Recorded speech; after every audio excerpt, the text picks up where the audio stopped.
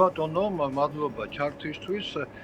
მე ამ წუთას ვიმყოფები სახლში, საკუთარ სახლში, ეს არის ლაჩხუთის მუნიციპალიტეტის სოფელი ეწერი და გზა, რომელიც წინ გადის, არის ეწრისა და ჯურღვეთის შემაერთებელი ცენტრალური გზა, ასე ქვია, იმიტომ რომ გზები ხო როგორი კატეგორიაა, საერთაშორისო, რესპუბლიკური, მუნიციპალური, ეს არის მუნიციპალური გზა. მერე მიდის შიდა სასოფლო გზები და მერე უკვე საუბნო გზები.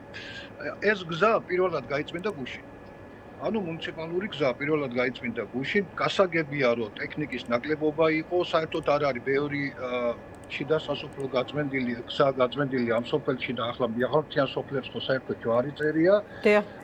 და საქმე იმაშია რომ მე პირადად და ალბათ გურიაში ძალიან ბევრს ინფორმაცია SMS შეტყობინების სახით შესაბამისი სამსახურიდან მოვიდა რომ ავინდი გაუარესტებოდა იქამდე სანამ ეს თოვა დაიწყებოდა ანუ 20-მდე 20 რიცხვად და რა თქმა უნდა ეს ინფორმაცია და კიდევ უფრო გადამეტებულად საჭირო ინფორმაცია მოვიდა ადგილობრივ მუნიციპალიტეტებს რომელთა კონკრეტული ვალდებულება შიდა სასოფლო გზების და შიდა მუნიციპალური გზების მოვლა პატრონობა და გამოვლენობის უზრუნველყოფა.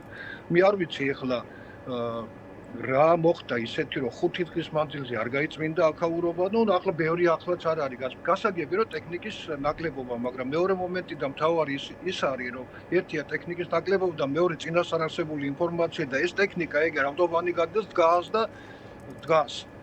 ხო შეიძლება დაუკავშირდე შენს მუნიციპალიტეტი მომუშავე კერძო ორგანიზაციებს და წამოიყვანო ეს ტექნიკა და მიეხმარო ხალხს, რომელსაც არ აქვს იმის საშუალება რომ საჭმელი კონდეს და ჯვარი წერია და ვინმე რომ ავად გახდეს და წუნდად გახდეს სასწრაფოს გამოძახება შეუძლებელი იქნება. ხო, სხვათა შორის ლანჩხუთთან ოზურგეთის და ჩოხატაურის შესახებ გავრცელა ჯანდაცვის რომ ინფორმაცია რომ 91 გამოძახებაზე მივიდნენ ექიმები და 44 ადამიანს გაუწიესო დახმარება 30-ის ჰოსპიტალიზაცია განხორციელდა.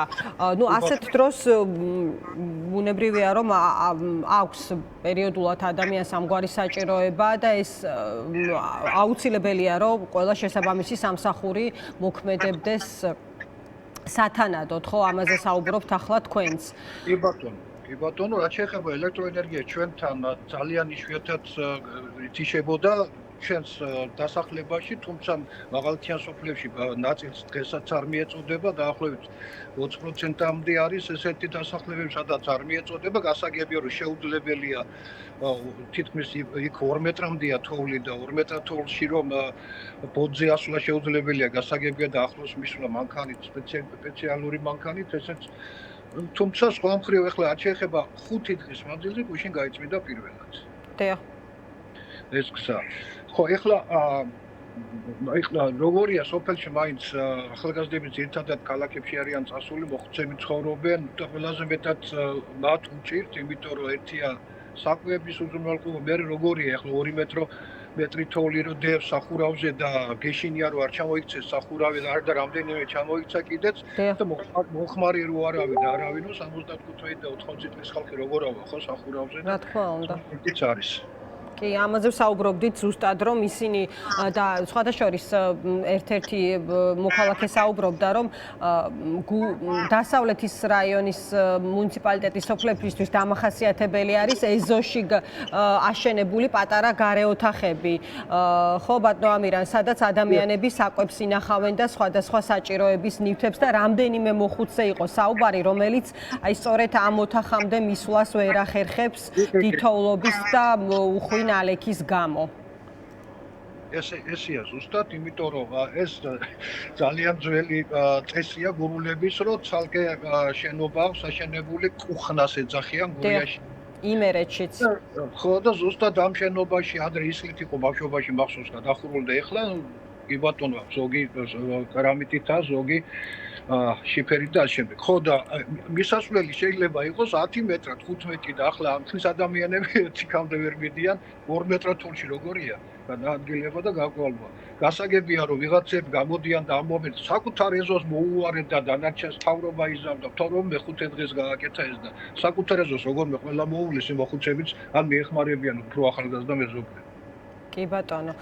ბატონო ამირან, ეხლა პროგნოზს რაც ჩავხედეთ და იცით რა მნიშვნელობა აქვს ასე დროს ამინდის პროგნოზი რას გვეუბნება, შუა დღის შემდეგ უნდა შეწყდეს თოვა, თუმცა ღამე ისევ ძლიერი ყინვა იქნება.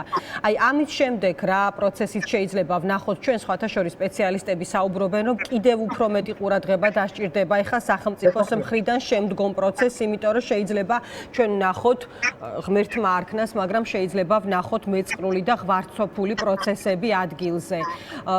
აი ასეთ შემთხვევაში რა იქნებოდა თქვენი მიმართვა, მოწოდება ხელისუფლების მიმართ, თქვენ თავად გაქვთ საკრებულოში წამყვან თანამდებობაზე მუშაობის გამოცდილება, ანუ აი რა ნაბიჯები უნდა გადადგას ადგილზე ხელისუფლებამ?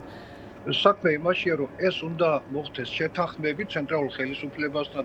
ღმერთმა დაიფაროს თელ საქართველოში არ ხდება ეს, გურიაში ხდება, ახლა იმერეთის ხარისად გადაიწია, ნუ აჭარაში იყო, მაგრამ ყველაზე უფრო რთული სიტუაცია გურიაში, იმიტომ რომ გურია ძალიან მაღალმთიანი არ არის, მაგრამ საკმაოდ მაღალმთიანი სოფლები აქვს და სადაც მართლა აბსოლუტურად შესაძლებელია ღვარცოფული ადგილების წარმოქმნა და კიდე გამოცდილება აქვს, სამწუხარო გამოცდილება გურიას იმასთან დაკავშირებით, რომ აქ ხშირად ხდება ხოლმე ეს მეწყრული ზონების გააქტიურება, შაშანაც გააქტიურებული იყო წვიმის გამო და ეხლა როდესაც თობას დაიწყეს ეს 2 მეტრი თოვლი, ცხადია რომ ეს შესაძლებელია ღმერთმან უქნას, თუმცა ძალიან მნიშვნელოვანია, რომ კოორდინაცია მოხდეს ადგილობრივი ხელისუფლების, ცენტრალური ხელისუფლების იმ რგოლების, რომელიც პასუხისმგებელია ასეთი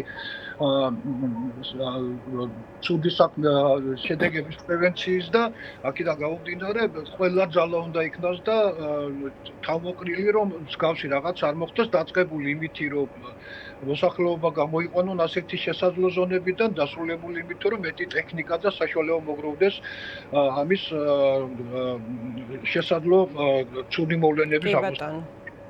კი ბატონო, დიდი მადლობა. დიდი მადლობა ბატონო ამირან, მადლობას გადაგიხდით, უსაფრთხოდ ყოფნას გისურვებთ. თქვენც ამირან გიგინეიშვილი სოფელ ეწერიდან საუბრობდა